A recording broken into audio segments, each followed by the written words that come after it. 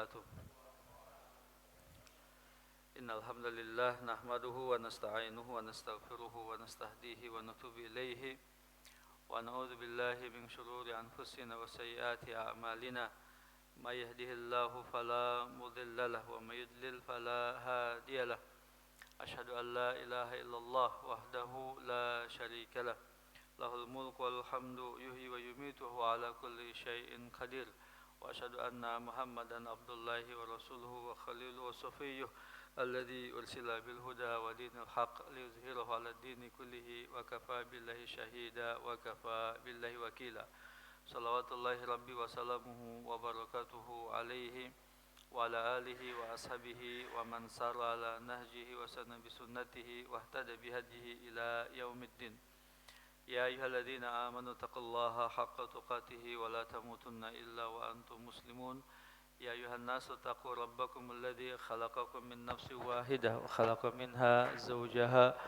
وبث منهما رجالا كثيرا ونساء واتقوا الله الذي تساءلون به والأرحام إن الله كان عليكم رقيبا يا أيها الذين آمنوا اتقوا الله وقولوا قولا سديدا يصلح لكم أعمالكم ويغفر لكم ذنوبكم وما يطع الله ورسوله فقد فاز فوزا عظيما ثم ما بعد فإن أحسن الحديث كتاب الله وخير الهدي هدي نبينا محمد صلى الله عليه وآله وسلم شر الأمور محدثاتها فإن كل محدثة في الدين بدعة كل بدعة ضلالة كل ضلالة في النار أصبحنا وأصبح الملك لله والحمد لله ولا إله إلا الله وحده لا شريك له له الملك والحمد وعلى كل شيء قدير رب نسألك خير ما في هذا اليوم وخير ما بعده ونعوذ بك من شر ما في هذا اليوم وشر ما بعده ربي أعوذ بك من العجز والكسل والكبر ربي أعوذ بك من عذاب في القبر ومن عذاب في النار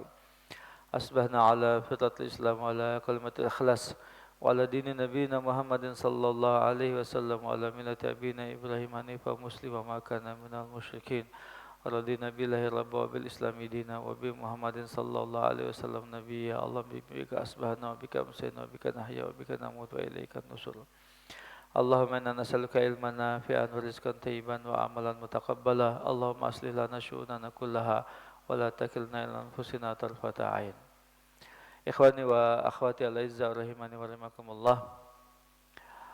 Alhamdulillah segala puja dan puji serta syukur kita senantiasa kita panjatkan kehadirat Allah Subhanahu wa taala atas berbagai limpahan nikmatnya, rahmat dan karunia-Nya, keberkahan, keutamaan dan kebaikan sangat banyak tidak terhingga, tidak terbilang. Selawat dan salam kita limpahkan, kita aturkan kehadiran baginda Nabi Muhammad sallallahu alaihi wasallam beserta keluarga beliau, sahabat beliau dan umat beliau hingga akhir zaman. Kita berada di penghujung bulan Rajab, tepatnya tanggal 29 Rajab 1447 Hijriah, yang artinya kurang lebih 1 bulan ke depan kita akan memasuki bulan Ramadan, bulan yang penuh dengan keberkahan, kebaikan, rahmat, keutamaan dan bulan yang dirundukkan oleh setiap orang-orang yang beriman. Hendaknya sejak sekarang kita mulai mempersiapkan diri untuk memaksimalkan kebaikan-kebaikan yang disediakan oleh Allah Subhanahu wa taala pada bulan Ramadan. Bulan Ramadan merupakan sayyidus syuhur, penghulunya bulan-bulan dalam 1 tahun, termasuk bulan yang diistimewakan oleh Allah Subhanahu wa taala. Terutama sekali bagaimana kita mempersiapkan diri mengisi bulan Ramadan dengan Al-Qur'anul Karim. Sebagian para ulama mengatakan bahwa Al-Qur'anul Karim merupakan sebab kemuliaan. Sebab kemuliaan. Dia merupakan kalamullah, firman Allah Subhanahu wa taala, ghairul makhluk, bukan makhluk. Minhu bada wa ilaihi ya'ud, darinya ia berasal, kepadanya dia akan kembali. Maka setiap yang berinteraksi, berkaitan dengan Al-Quran, Al-Quran melekat padanya menjadi agung lagi mulia. Seperti misalnya Allah Subhanahu wa taala hendak menurunkan Al-Quran melalui atau ditugaskan kepada malaikat Jibril alaihissalam. Maka jadilah Jibril alaihissalam sebagai malaikat yang paling utama. Dzul Quwwatil Matin, aqrabul qarib ilallahi tabaraka wa ta'ala. Lalu kemudian Al-Quran itu diturunkan kepada Nabi kita Muhammad sallallahu alaihi wasallam, maka beliau menjadi afdal wa ashraf al-anbiya wal mursalin. Para nabi atau nabi yang paling mulia, yang paling utama ya dari semua para nabi dan rasul. Lalu kemudian Al-Quran diturunkan di bulan Ramadan. Syahrul Ramadan allazi unzila fil Quran. Maka jadilah Ramadan sebagai bulan yang paling utama dalam satu tahun itu. Lalu kemudian tepatnya Al-Quran diturunkan pada malam Lailatul Qadar.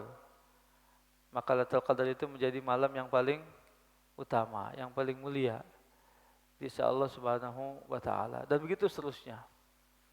Inna hadzal Qur'ana yahdi lillati aqwam, yubashshirul mu'minin alladzina ya'maluna shalihati anna lahum ajran kabira. Dan sesungguhnya Al-Quran ini memberikan hidayah, petunjuk kepada jalan yang lurus, memberikan kabar gembira kepada orang yang beriman, yang mengerjakan amal-amal saleh, bahwa mereka akan mendapatkan pahala yang sangat besar. Jadi memang kaum muslimin dan orang yang beriman yang selalu berinteraksi dengan Al-Quran menjadi hamba-hamba Allah yang terbaik. Nabi SAW mengatakan, khairukum man ta'allamal Qur'ana wa 'allamahu.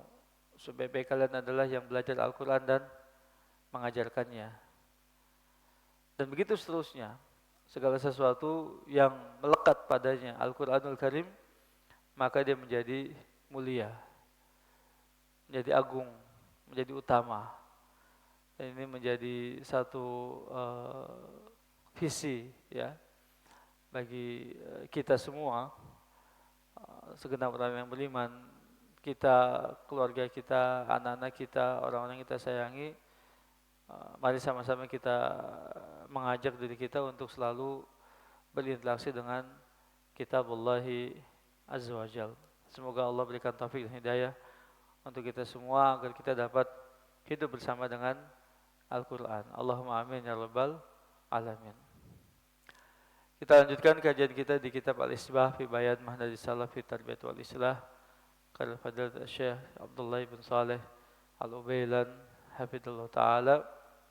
Masuk pada kaidah yang ke-50. Qala al-muallifu hafidhullah ta'ala wa ra'ah annahum yuqarriruna annahu yaqa'ul ghalat fi mafhumil wara' min salasi jihad. Sesungguhnya mereka Ahlussunnah wal Jamaah, ulama-ulama Ahlussunnah wal Jamaah, mulai dari generasi sahabat, tabi'in dan seterusnya, menetapkan bahwa terjadi kekeliruan, ya, kerancuan, kesalahpahaman, ya, dalam memahami makna al-wara', sikap kehati-hatian dari 3 aspek. Ini berkaitan dengan kaidah yang sebelumnya, kaidah yang ke-49, bahwa ar-raghbah fil akhirah itu tidak akan sempurna kecuali diiringi dengan zuhud terhadap dunia. Ya, pembahasan berkaitan antara zuhud dan wara, gitu ya. Para ulama kita menjelaskan bahwa al-wara, ya, secara etimologi bahasa Arabnya berasal dari akar kata wara'a yang artinya adalah al-kaf wal inkibad. Al-kaf, al-kaf itu apa? Menahan, ya, menahan diri maksudnya, ya. Al-wara' juga dipahami sama dengan al-iffah. Al-iffah itu menjaga kehormatan diri. Al-iffah.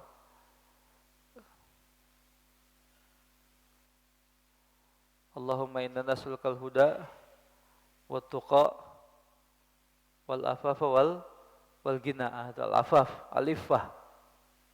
Ya, menjaga kehormatan diri. Al-iffah. Wa hiya al-kaffu amma la yanbaghi, yaitu menahan diri dari sesuatu yang tidak layak, yang tidak semestinya. Al-wara juga berkonotasi sama dengan at-taqwa, wat-taharruj, wal kafu 'anil maharim. Dia konotasinya sama dengan takwa, kemudian menjauhkan diri dari yang diharamkan.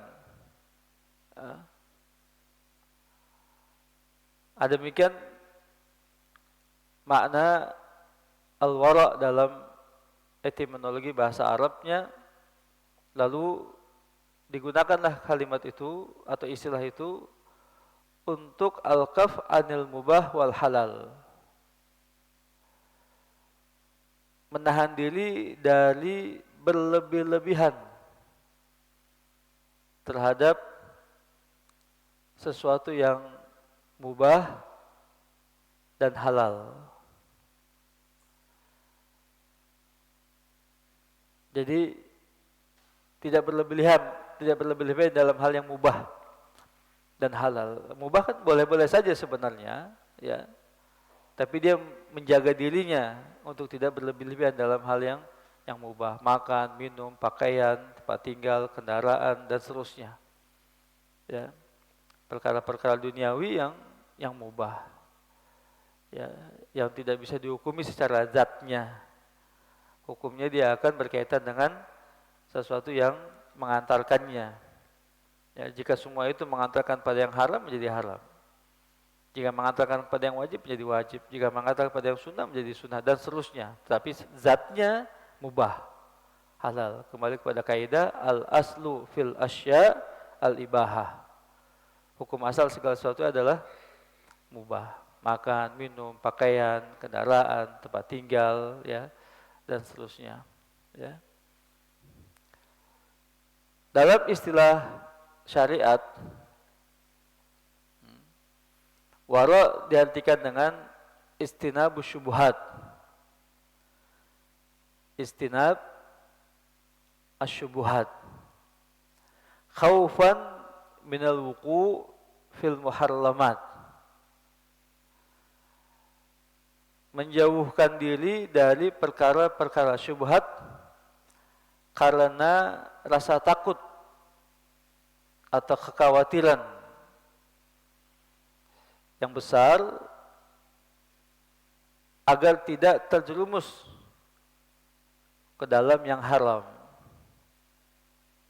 Seperti dalam hadis Nu'man bin Bashir. Ya. Innal halala bayyin wal harama bayyin wa bainahuma umurun mushtabihat.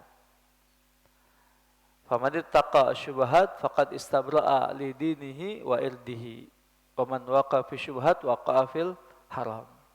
Karla iyar'a haulal hima yushiku aydkhula fihi ala inna likulli malakin hima ala inna himallahi maharimuhu ala innal fil jasadi mudghah wa idza saluhat salal jasadu kulluhu wa idza fasadat fasadal jasadu kullu ala wahyal qalbu. Hadis dari Nu'man bin Bashir radhiyallahu an, sesungguhnya yang halal itu jelas, yang haram itu jelas, di antara keduanya ada perkara-perkara yang syubhat.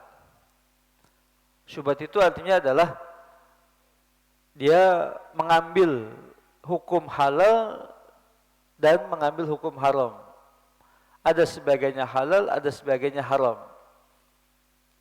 Ya, dominasi halal dan haramnya sama, seimbang dalam satu pandangan. Tetapi setelah tahqiq, setelah diteliti lebih mendalam lagi, ya, justru sebaliknya, dominasi haram lebih besar. Kalau mau kita buatkan presentasi, 49 banding 51. 49 banding 51. 49-nya halal, 51-nya haram. Itu syubhat itu. Ya. Perbedaan yang sangat tipis sekali antara yang halal dan yang haram. Nah, syubhat itu begitu. 51-nya haram, 41-nya halal. Ya. Sehingga yang 2% itu tidak diketahui oleh banyak orang. La ya'lamu katsirun minan, la ya'lamuhunna katsirun minan nas. Tidak diketahui oleh kebanyakan orang. Siapa yang menjaga untuk tidak mengambil yang syubhat tadi, yang 2% itu, gitu, yang tidak jelas 2%-nya tadi, ya, siapa yang menahan diri untuk tidak terjerumus ke situ, berarti dia telah menjaga kehormatan dirinya dan agamanya.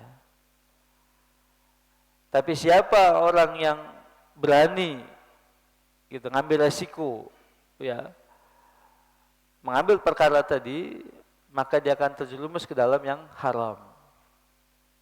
Gitu. Ya 2% tadi, yang ambil resiko 2%-nya itu, ya. Justru dia akan masuk ke yang 51. Gitu. Ya. Seperti misalnya seorang penggembala kambing yang mengembalakan kambingnya di sekitar daerah larangan. Sangat mudah baginya, ya, kambing itu masuk ke dalam daerah larangan tersebut. Ketahuilah setiap raja itu punya daerah larangannya. Dan daerah larangan Allah itu adalah perkara-perkara yang diharamkannya. Ketahuilah dalam tubuh itu ada satu daging yang jika dia baik, baik semuanya, jika dia jelek, jelek semuanya, yaitu hati, ya, al-qalbu. Nah, itu hadis siapa? Hadis Nu'man bin Bashir radhiyallahu anhu ardahu, akhrajahu Muslim wa ghairuhu. Jadi wara itu artinya adalah meninggalkan perkara-perkara syubhat, meninggalkan 2% itu wara. Yang mampu meninggalkan 2% tadi wara. Gitu. Ya. Al-Imam Al-Qarlafi, ya, menyebutkan dalam kitabnya Al-Furuq jilid 4 210 menjelaskan bahwa al-wara artinya adalah tarku ma la ba'sa bihi hadaran mimma bihil ba'as. Meninggalkan sesuatu yang boleh-boleh saja, ya, khawatir, ya, untuk terjerumus ke dalam perkara yang dilarang. Tadi mubah tadi, perkara yang mubah tadi, ya, kan isti'arahnya itu, majasnya itu digunakan untuk tidak berlebihan dalam perkara yang mubah, sederhana saja. Khawatir nanti berlebihan dalam yang mubah itu masuk ke dalam yang haram. Al-Imam Al-Kafawi menjelaskan dalam kitabnya Al-Kulliyat Yabil Baqa halaman 944 mengatakan bahwa al-wara adalah al-istinab anisyubhat sawa'un kana tahsilan al ghairu tahsil. Wara artinya adalah meninggalkan perkara-perkara syubhat, baik itu membawa manfaat atau juga tidak membawa manfaat. Karena boleh jadi yang syubhat itu ada manfaatnya, tapi itu ditinggalkan saja. Meskipun ada sedikit manfaatnya misalnya, tapi karena syubhat sudah ditinggalkan.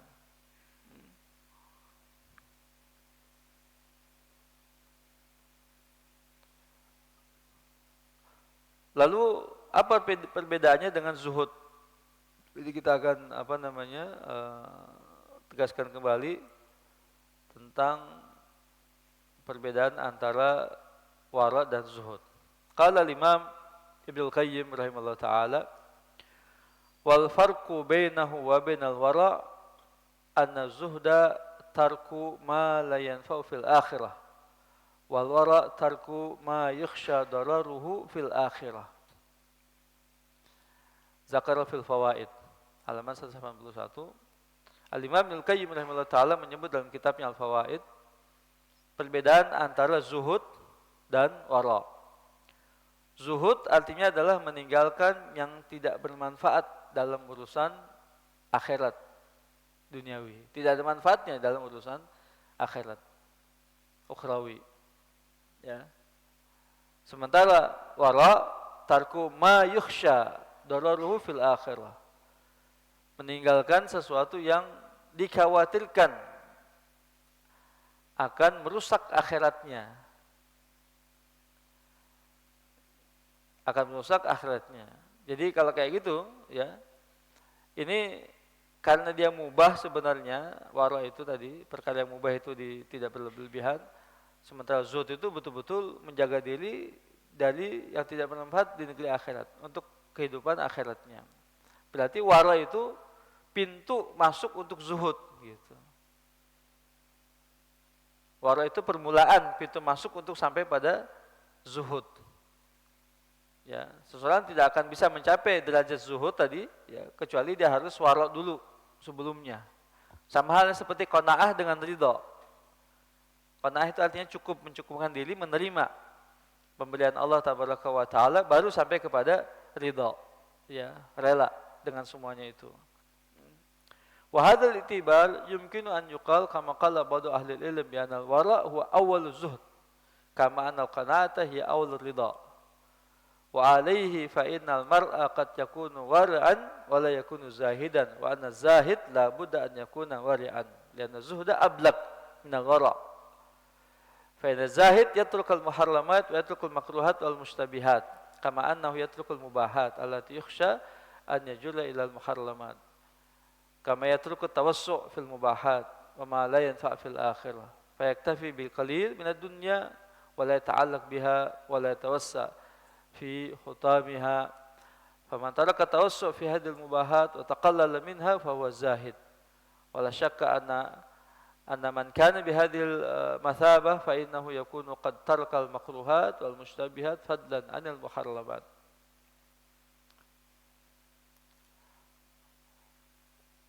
Zakar al-Khalid bin Utsman as-Sabat fi a'mal al-qulub. Dengan demikian dapat dikatakan bahwa wara merupakan awal dari zuhud. Sebagaimana halnya qanaah adalah awal dari ridha.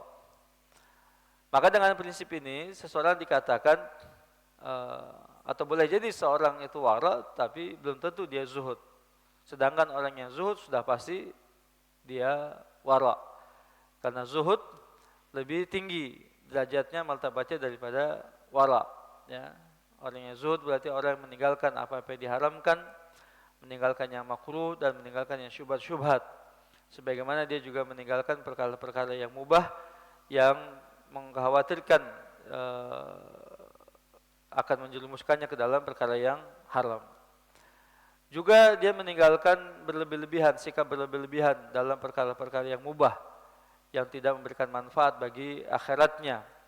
Mencukupkan diri dengan sedikit dari urusan dunia, tidak bergantung dengannya, dan tidak berlebih-lebihan dalam mengejar perhiasannya. Siapa yang meninggalkan sikap berlebih-lebihan atau dalam hal yang mubah dan merasa cukup ya dengannya, maka dia adalah orang yang zuhud. Ya, sehingga tidak dilakukan lagi bahwa yang seperti ini ya telah sampai pada derajatnya yang tinggi disebabkan karena dia meninggalkan semua perkara tersebut, yang haram, yang mubah, yang syubhat, ya semua ditinggalkan. Ya, jadi dari semua ya mencukupkan diri dengan dengan apa namanya? Dengan yang sudah Allah berikan kepadanya, qanaah. Ya. Salah seorang sahabat yang terkenal dalam hal ini adalah Abu Dzar Al-Ghifari radhiyallahu anhu wardahu, ya. Hingga sampai wafatnya saja tidak memiliki kain, ya, kain kafan untuk menutupi jenazahnya. Tidak punya kain kafan, ya. Yang punya kain sarung yang biasa dipakai dia, ya. Kain sarungnya itu yang tidak cukup untuk memenuhi atau menutupi tubuhnya. Ya, Abu Dzar Al-Ghifari radhiyallahu anhu wardahu.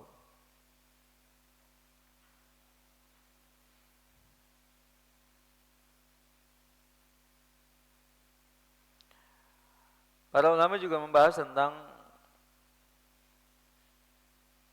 dengan melihat penjelasan yang sebelumnya, maka dapat dikatakan bahwasanya beberapa klasifikasi dari sikap wara ini ada yang wajib, ya, lalu ada yang mandub, ya, kemudian juga wara dalam hal yang fadilah.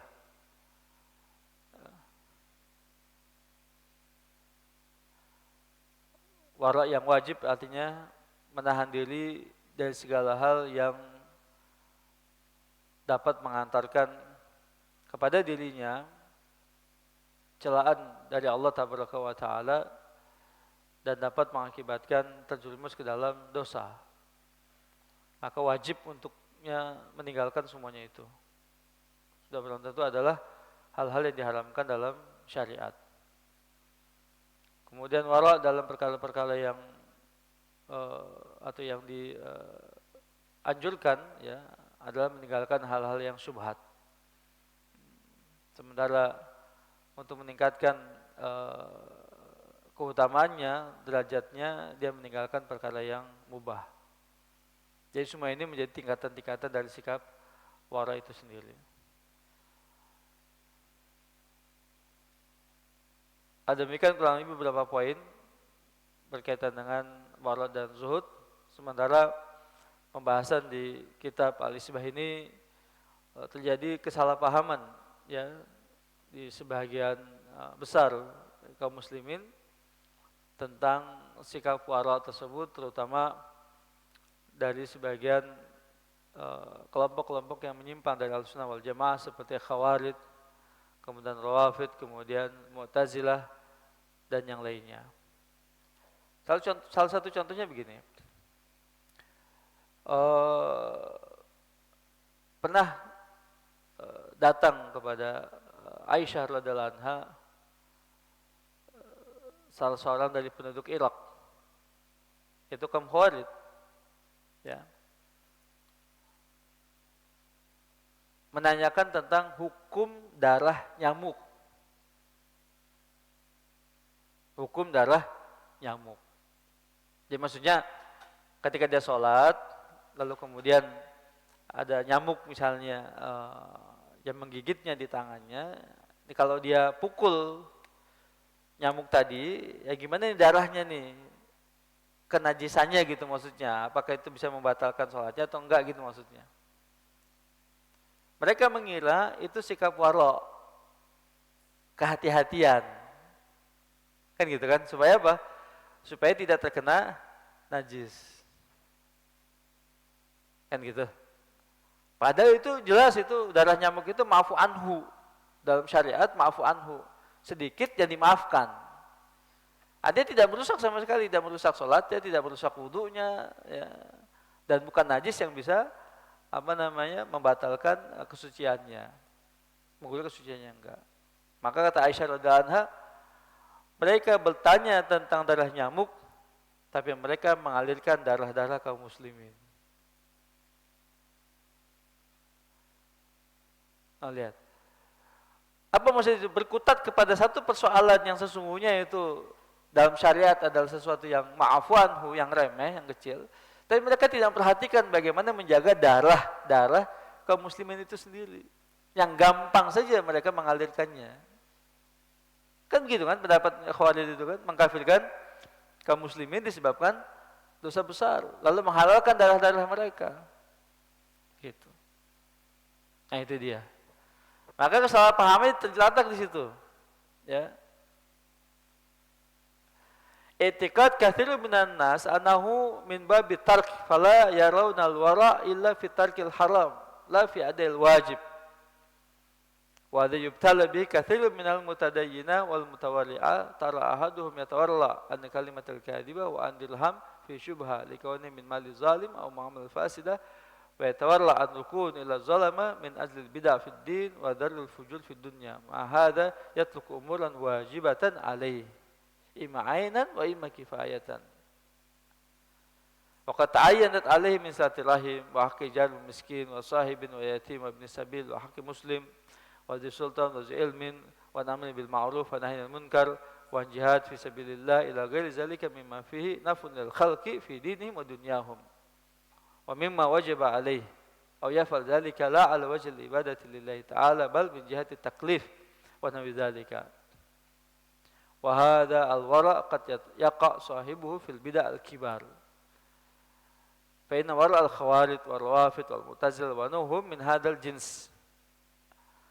Tabarru an zulm wa an ma'taqaduhu zulman min mukhalati zalama fi za'mihim hatta tarakul wajibatul kibar min al-jum'ah wal jama'ah wal hajj wal jihad wa nasatul muslimin wa rahmah lahum wa hadzal wara' mimman ankara alihim al-imma kalimatul arba'ah wa sarah haluhum yadkur fi i'tiqad ahlussunnah wal jamaah. Jadi banyak orang ya yang menganggap bahwasanya warah itu ya artinya meninggalkan hal-hal yang haram, tetapi mereka lalai dalam menegakkan yang wajib.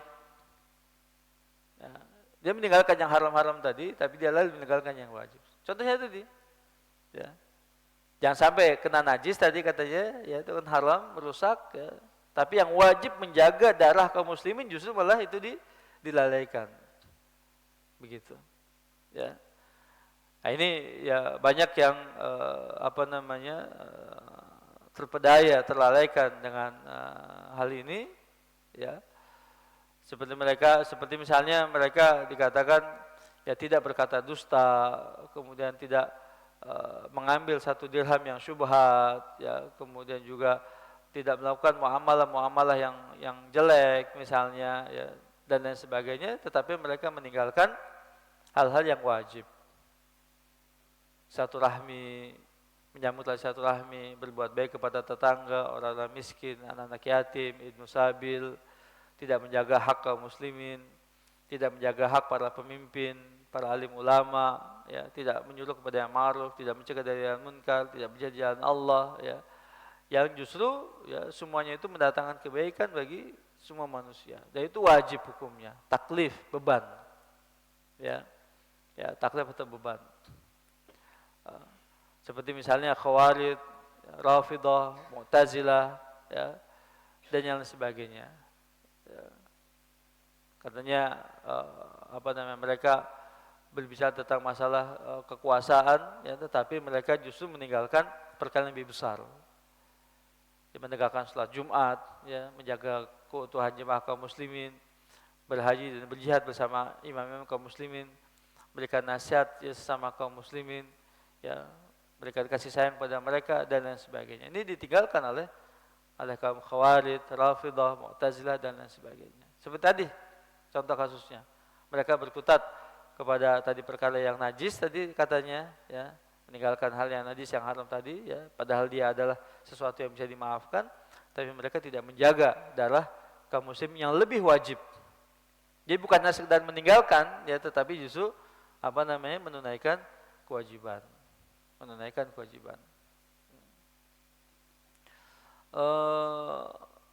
Perumpamaannya pernah kita sampaikan perumpamaan antara kasus bapak kita Adam alaihissalam dengan iblis laknatullah alaih, ya, di hadapan perintah dan larangan,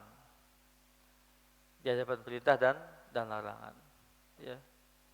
Iblis laknatullah alaih menjadi terkutuk, ya, fa innahu rajim, menjadi terkutuk disebabkan karena membangkang terhadap perintah. Membangkang terhadap perintah yang wajib. Ya. Sementara Bapak kita Adam alaihissalam mendapatkan pemaafan, pertaubatan dari Allah Taala disebabkan dia melanggar larangan. Fala taqrabu hadhihi syajarah, jangan kamu mendekati pohon ini. Itu kan larangan. Ya, jangan melakukan ini. Jangan melakukan itu. Ya, larangan. Sementara perintah Allah kepada iblis adalah sujudu li Adam. Berilah penghormatan kepada Adam. Ya. Perintah ya dilawan gitu. Ya, membangkang dan melawan perintah ternyata itu lebih besar. Lebih besar dosanya. Ya. Lebih dahsyat hukumannya. Ya. Di hadapan Allah Taala dibandingkan dengan melanggar larangan. Ya. Meskipun kedua-duanya sudah barang tentu jelek, ya. Tapi kalau kita ingin membandingkan keduanya, mana lebih besar adalah pembangkang terhadap perintah. Maka jangan sekali-kali kita membangkang perintah. Ya. Adapun kesanggupan, nah itu terbatas. Nabi mengatakan wa idza amartukum bihi fa'tu minhu mastata'tum. Jika aku perintahkan kalian dengan sesuatu, laksanakan sebatas kemampuan yang maksimal yang kamu punya.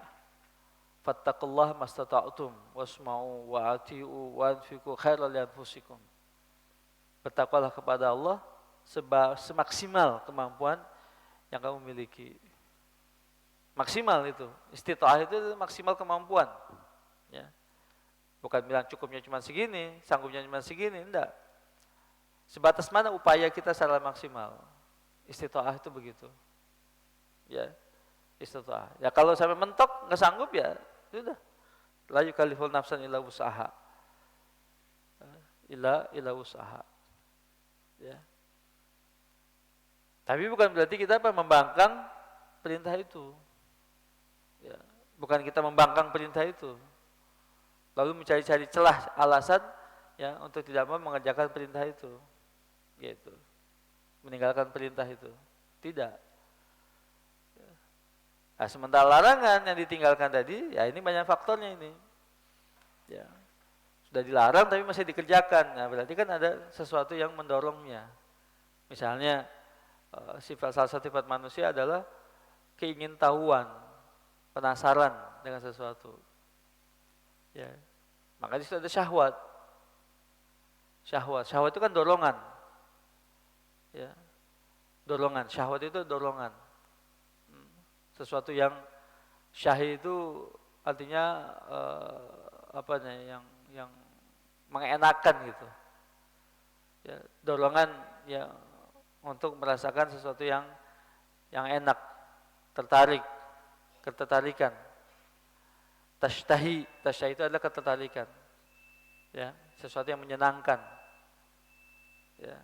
Maka ada rasa penasaran di situ. Rasa ingin mencoba, ingin tahu dan segala macamnya. Itu fitrah itu. Dalam diri manusia ada. Ya, ada itu semua. Maka Allah katakan zuyyina linnas hubus syahawat. Dijadikan indah pada pandangan manusia hubus syahawat. Maka perjuangan untuk menahan syahwat yang gitu kan. Wa nahan nafsa anil hawa. Fa inna jannatul ma'wa. Yang mampu menahan diri, wa nahan nafsa anil hawa, menahan jiwanya dari hawa. Dorongan tadi, mampu dorongan itu besar tapi ditahan, dikendalikan. Bukannya dimatikan, bukannya dikebiri, tapi apa? Dikendalikan. Coba kalau nggak punya syahwat, nggak punya hawa nafsu, manusia nggak punya syahwat, nggak punya hawa nafsu, dunia nggak jalan, roda dunia nggak berputar, iya kan? Betul nggak? Nggak berputar tuh kalau nggak punya hawa nafsu, gitu ya. Model pakaian, ya nggak ada yang kayak gini modelnya semua, sama model zaman dulu, ya dari zaman primitif sampai sekarang sama semua. Kendaraan dari zaman dulu sampai sekarang sama semua. Kalau tidak punya syahwat dorongan tadi, ya penasaran kita. Jadi dikendalikan, diarahkan maksudnya, bukan dikebiri. Nah, tapi ketika itu tidak ada pengendalinya dan tidak ada pengarahnya, maka jadilah dia menjerumuskan. Ya. Namun demikian Allah masih buka pertaubatannya karena memang Allah ciptakan itu ada pada dirinya, begitu. Ya. Makanya yang tercela itu bukan yang tidak melakukan kesalahan karena dorongan-dorongan hawa nafsu tadi, tetapi adalah ya yang tercela adalah yang dia tidak mau bertaubat. Fatalaqa Adamu mir rabbihi kalimatin fataba alaihi. Ya. Maka Adam mendapatkan pengajaran dari Rabb-nya beberapa kalimat-kalimat untuk bertaubat, beristighfar, ya. Maka Allah menerima taubatnya. Apa doa yang Allah ajarkan pada Adam? Rabbana zalamna anfusana wa lam taghfir lana tarhamna lanakunanna minal khasirin. Gitu. Ya. Dibekali jadinya. Ya. Diturunkan ke dunia tapi dibekali gitu. Dikasih bimbingan. Famanit tabaya hudaya fala khaufun alaih. Siapa yang mengikuti petunjukku berarti ada petunjuk kan? Kasih petunjuk. Ya. Fala khaufun alaih, maka dia tidak ada kekhawatiran padanya. Itu yang pertama.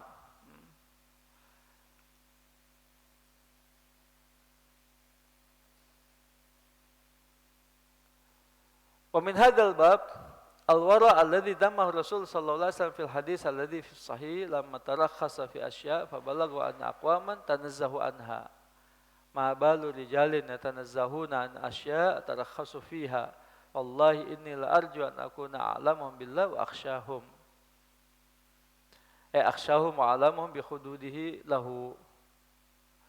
Nah, ini termasuk juga dalam kesalahpahaman ini. Yang pertama adalah tentang tiga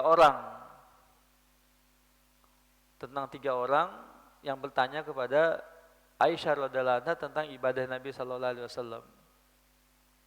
Gitu. Tentang masalah sholat, puasa dan nikah. Kan gitu. Ya. Mereka bilang mungkin wara' itu katanya. Menjauhkan diri dari perkara-perkara yang yang bisa melalaikan gitu ya, wara' katanya. Tapi justru ya dia meninggalkan kewajiban yang lebih esensial ya, sehingga disebutkan di akhir hadis itu adalah faman raghiba an sunnati falaysa minni, siapa yang membenci sunnahku bukan termasuk golonganku ya. Jadi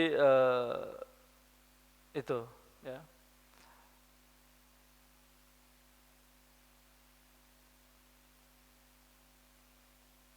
Kemudian tadi yang itu kedua termasuk juga ke dalam al-i'tiqad al-fasid. Ya, dari aspek keyakinan yang rusak. Keyakinan yang tidak benar. Ya.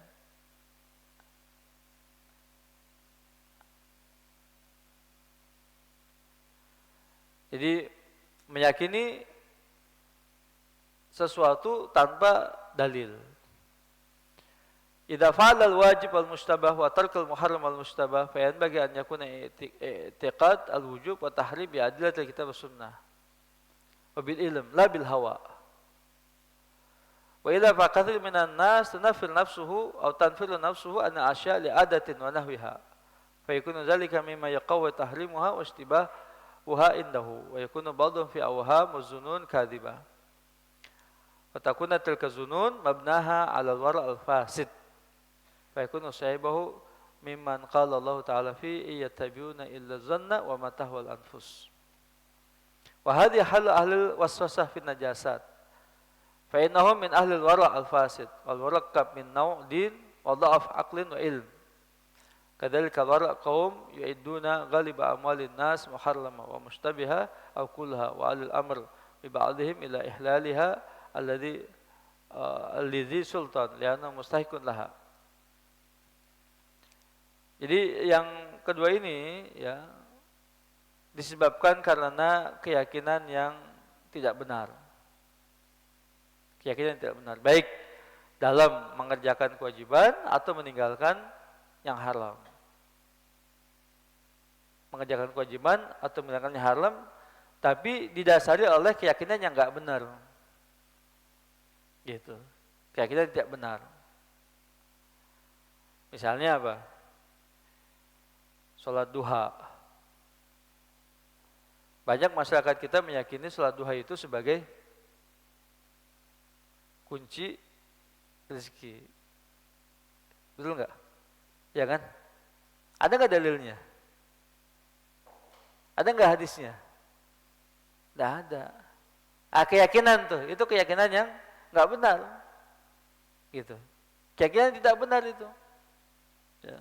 Bahwa sholat duha itu sebagai kunci mendatangkan rezeki. Misalnya. Bukan sholat duhanya yang salah, tetapi keyakinan itu yang salah gitu maksudnya. Ya. Baik mengerjakan satu yang apa namanya diperintahkan atau meninggalkan yang diharamkan.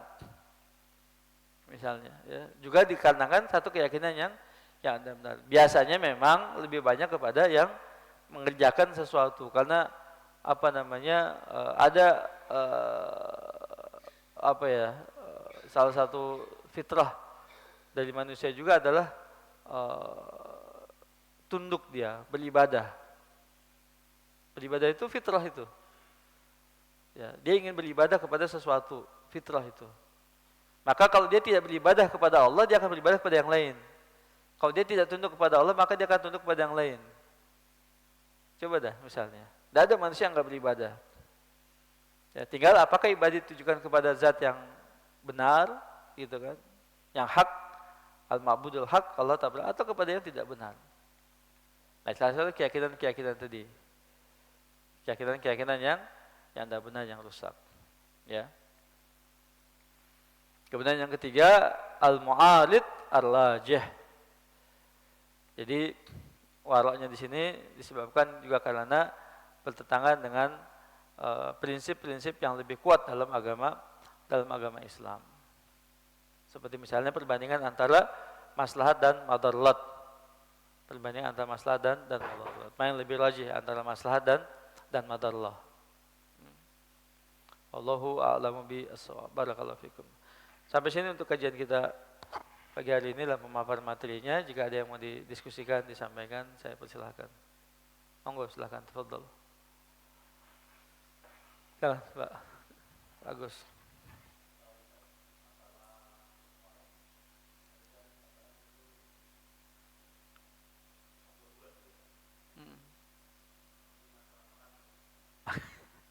Iya, Pak.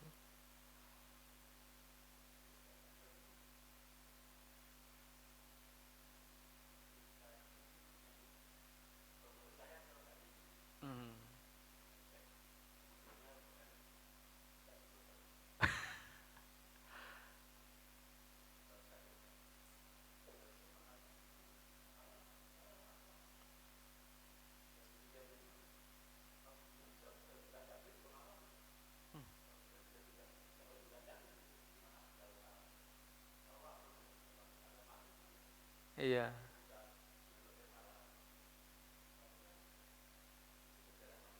Iya. Iya. Iya betul, iya. Iya.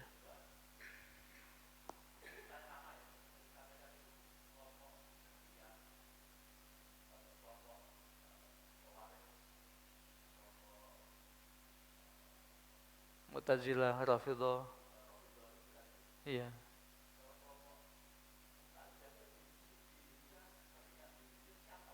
Oh iya. Iya. Untuk yang pertama tentang masalah makanan-makanan ya di wilayah yang mayoritas non muslim. Kita mesti berhati-hati memang, wala. Dan itu dibenarkan dan itu dibolehkan. Gitu. Jika memang mayoritasnya adalah non muslim. Ya. Contoh di satu wilayah, kalau negeri kan ya kita saja sekarang kaum musliminnya 80 sekian persen ya, 84 mungkin atau 86%. Tapi di satu wilayah mungkin justru yang muslimnya minoritas. Ya. sebagian wilayah-wilayah timur misalnya, barat juga kayak gitu ya. Nah, ketika berada di satu ada logo halalnya, ya. Tapi campur juga di situ. Ya kalau ada logo halalnya sih, ya insya kita husnuzon ya, kita husnuzon halal gitu ya. Tapi kalau misalnya dia campur satu warung, satu kedai, ini bagian halal, ini bagian haram, tapi bercampur di situ. Nah itu perlu berhati-hati. Ya. Pernah satu hari Nabi SAW dihadiahi daging, gitu kan, daging. Kasih hadiah Nabi daging. Kemudian Nabi hendak memakannya. Nah sebelum memakan itu ditanya, ya bagaimana engkau akan memakannya? Padahal kau tidak tahu apakah dia disembelih. Az-zubiha bismillah, bighairi bismillah. Apakah dia disembelih dengan nama Allah atau tidak disembelih dengan nama Allah? Maka dia mengatakan, Samillah fakulu. Sebelum memakan, kamu sebut nama Allah bismillah, kemudian makan.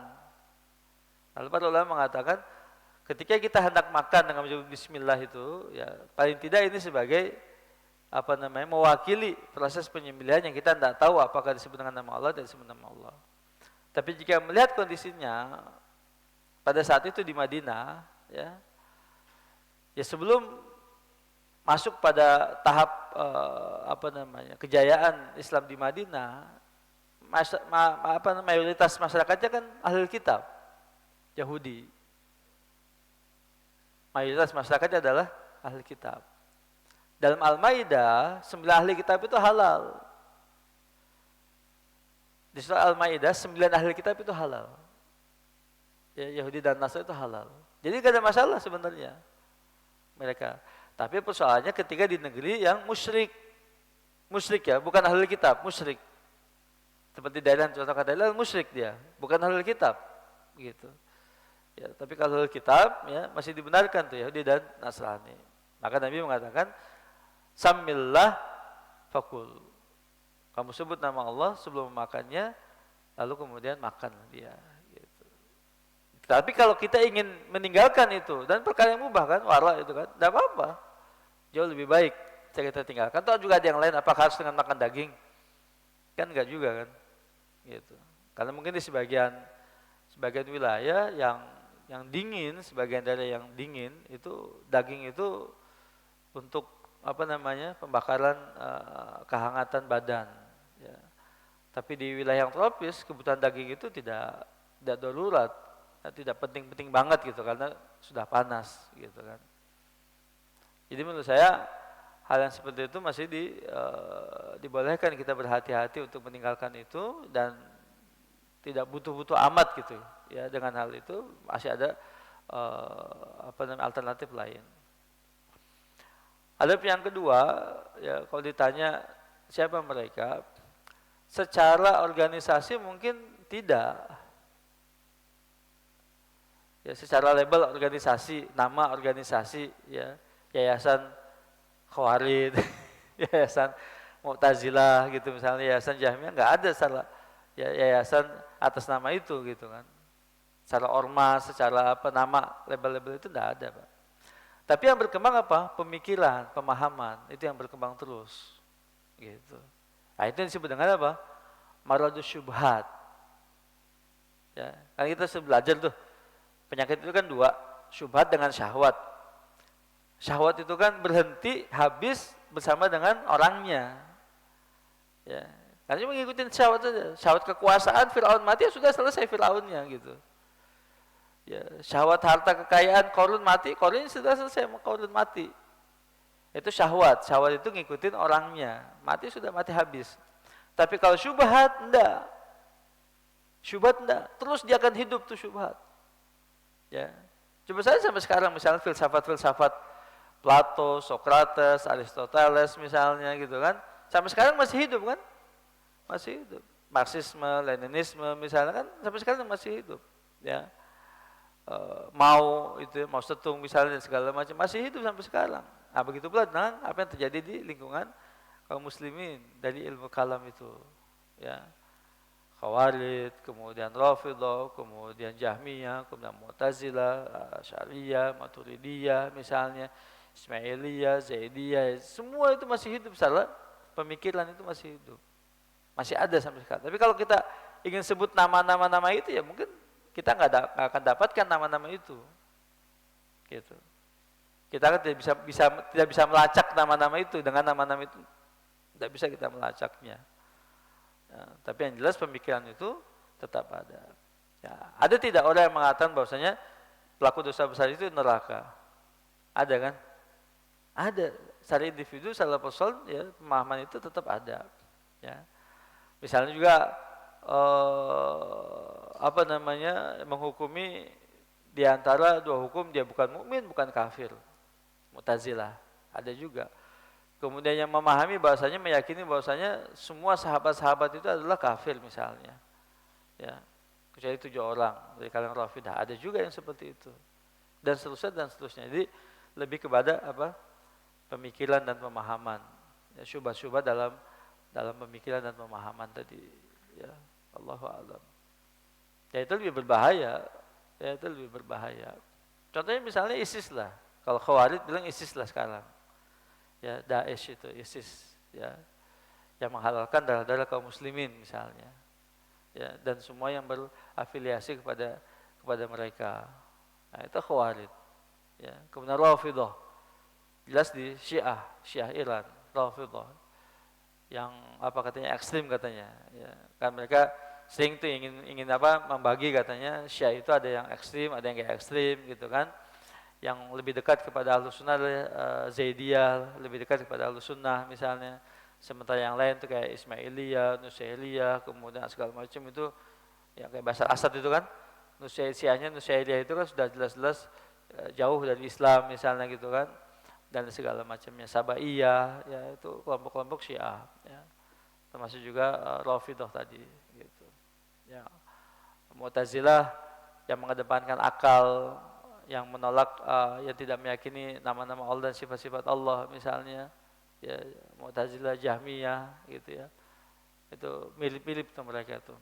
Ada sebagian yang tidak menerima khabar ahad, ya. Itu Mu'tazilah. Begitu ya. Allahu a'lam bishawab. Yang lain silakan. Kalau ada slide bagus. Jika masih ada yang menyampaikan. Jadi Iwan sekalian, kalau bicara masalah zuhud, ya masalah wara, ya memang itu menjadi ujian terbesar kita zaman ini.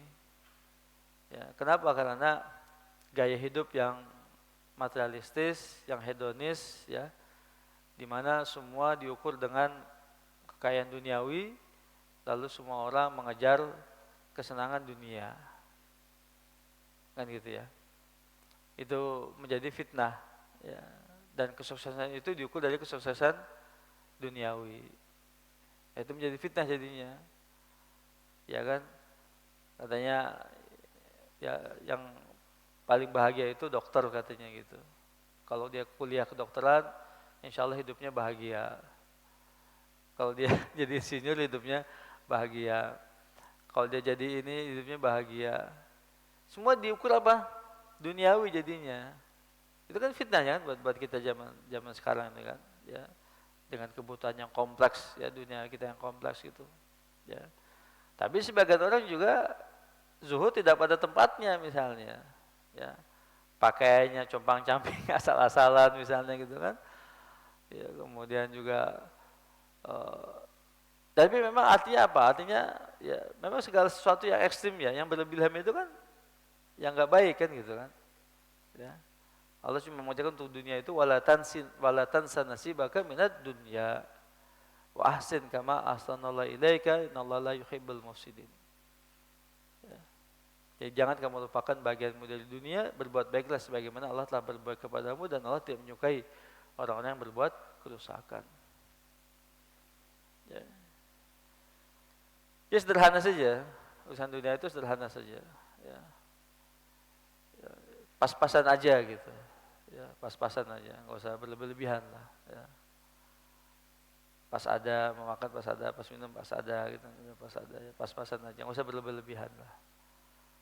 Ya, jazakallahu khairan wa barakallahu fikum. Kita akhir dengan kafaratul majlis. Subhanaka Allahumma bihamdika asyhadu an la ilaha illa anta astaghfiruka wa atubu ilaik. Wa sallallahu nabiyana Muhammad wa ala alihi wasallam. Assalamualaikum warahmatullahi wabarakatuh.